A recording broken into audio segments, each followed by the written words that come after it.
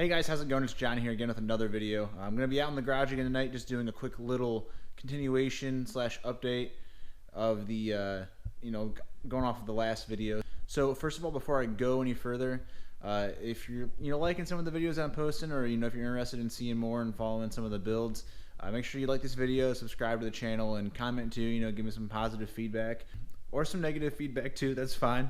But we're going to dive right into it. So right here on the engine stand, got the 5.3 that we pulled out. Got it, here into the garage, out of the shop. So I got a lot to do with this engine. In upcoming videos, I'm going to be taking this all apart. I'm also going to be cleaning it. I'm actually going to probably just buy a cheap blaster and bead blast the whole thing because it's pretty nasty. But in upcoming videos, I'm going to take, the heads off and everything. Oil pan, accessories, strip it down to, I guess essentially a short block. And, we'll make sure all the cylinders look good. And if it looks good, we're just going to freaking send it. I mean, it ran good when we pulled it out. So that was a good sign at least.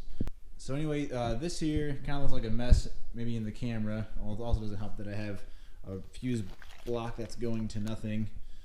And starter sitting on top of here. But excluding those, what I really wanted to show you guys was this DIY standalone wiring harness I've been working on. It doesn't look as bad now. You can see that this is all just junk right here.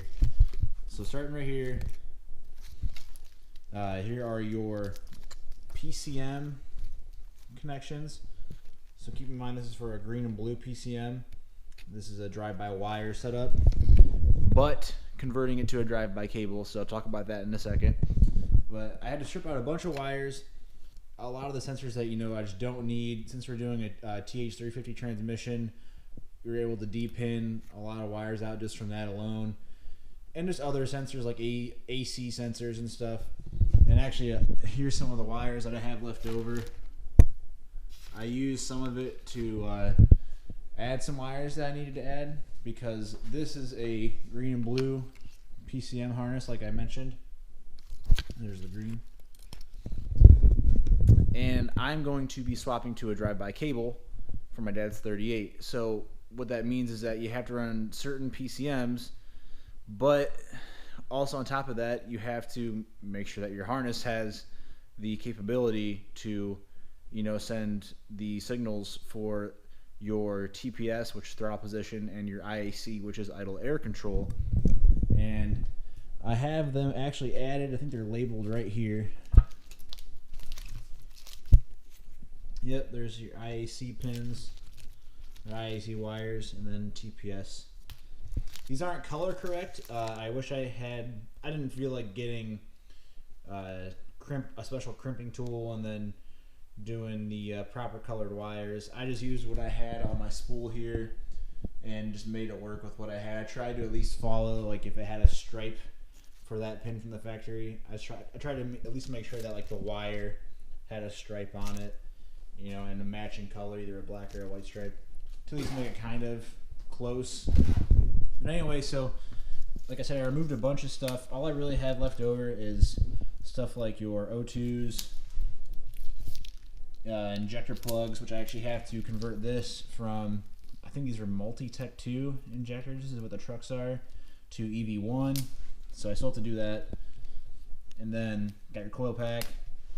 And then you have, another set of injectors and a coil pack plug and an O2 further up the harness.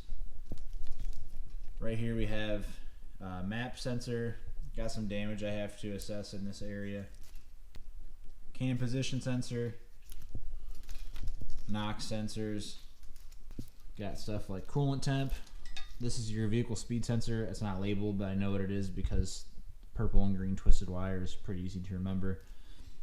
This is something you don't actually need, but if you want your car to run completely properly on D-cell, you might actually want to keep vehicle speed sensors. Just a bunch of grounds. And then up here are just all the switch power wires for all of the sensors and whatnot that need switch power. I'll end up getting an aftermarket fuse block and using that, but for now this is just to keep things organized. But yeah, so the wiring harness has been quite a learning process. Pretty straightforward once I really got grasped some of the concepts and realized I was like, oh, do I need this? And I would like dwell on it and look it up, and eventually be like, no, I definitely don't need that. And I actually used lt1swap.com. They have a great write-up on all kinds of stuff. It's actually great for also telling you how to do a drive-by-wire to a drive-by-cable swap. And actually, something else I have to do in this wiring harness is I have to modify some of the O2 wires. I think I might have to de-pin some of them and then like splice them in. So I don't remember exactly, but got to do a little bit of changes there. But overall, this wiring harness is pretty much done until we get it in the 38. Once we get the engine in the 38, and then we can test fit the harness, cut and extend wires where we need to and whatnot.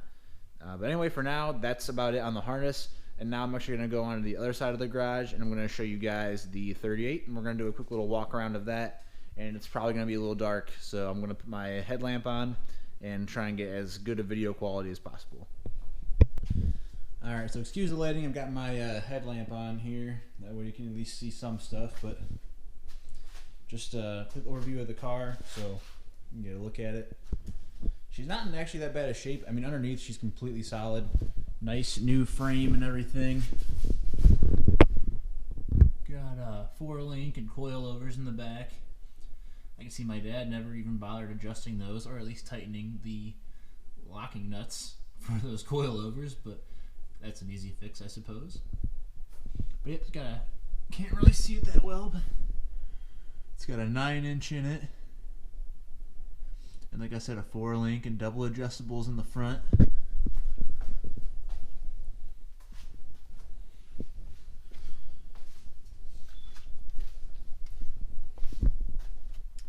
And before we go into the interior, I actually want to point out my mom's handiwork. She actually made this whole door panel here. Stitched it and everything, and for someone who just was doing it for fun, she did a pretty decent job. But here's the interior.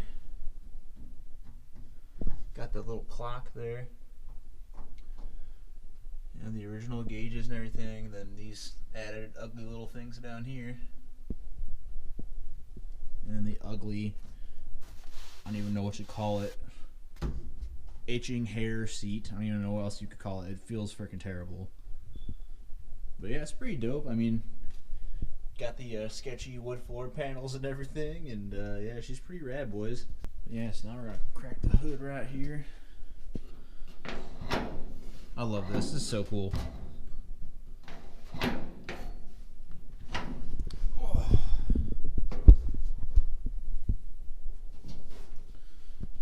Alrighty, so there she is.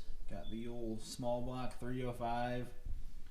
Got 2-bolt main, so not very good, but got some hall huggers on there, and she ain't pretty, but she does the job. Timing's finally dialed in, but this thing is just running so rich. It's not really even worth tuning it right when we're probably just gonna throw that 5.3 right in, but you can see you got a custom fabricated radiator.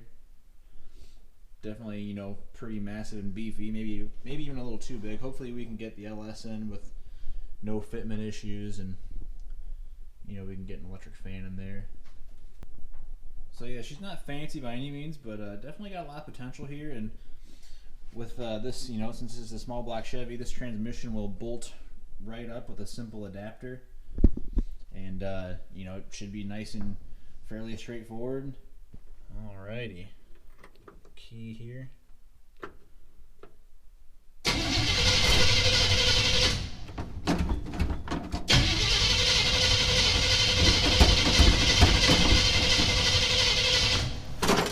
She's not wanting to fire.